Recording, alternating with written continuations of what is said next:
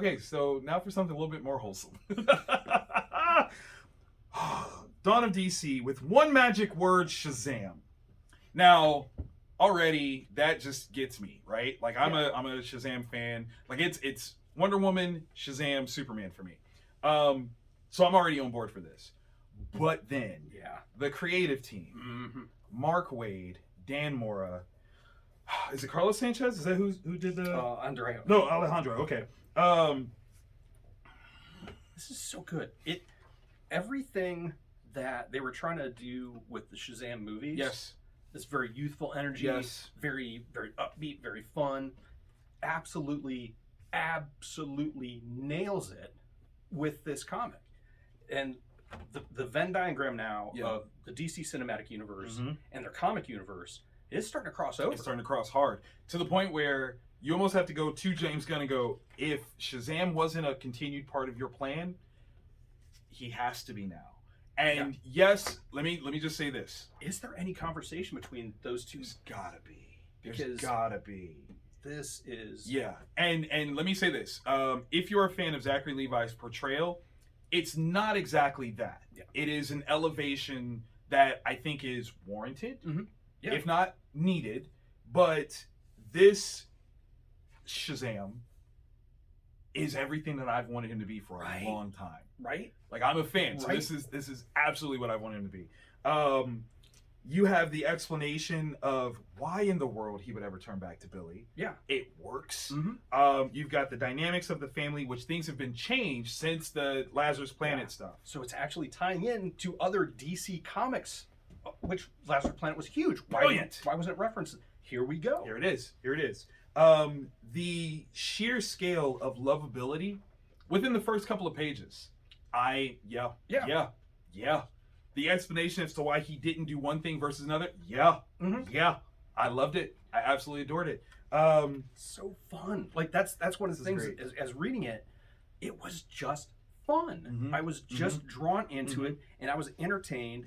And I love it. It's so good. I love it. And again, it still has like the hijinks of what Zachary Levi's performance is, but there's something a little bit more kid wholesome in it. Yeah. And I think that's like this scene, I'm like, I want all of this. Yeah. I want all of this. Because why wouldn't you do that? Right. 1,000,000%. This is so fun. He's got a new nickname. We love that. It works for me. And just in general, like I'm so intrigued by all of this. The panel choices, the art choices, all are awesome. Like Fantastic. this is just from start to finish an amazing comic. And oh god, it's just that semi-plot twist. I don't even know if it's a semi-plot twist. There's something that happens. This got me.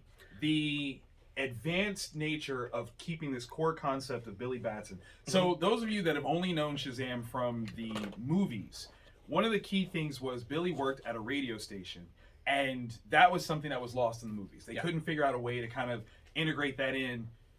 Mark Waid figured it out. He not only figured it out, he made it. It's perfect. Okay, like it is perfect.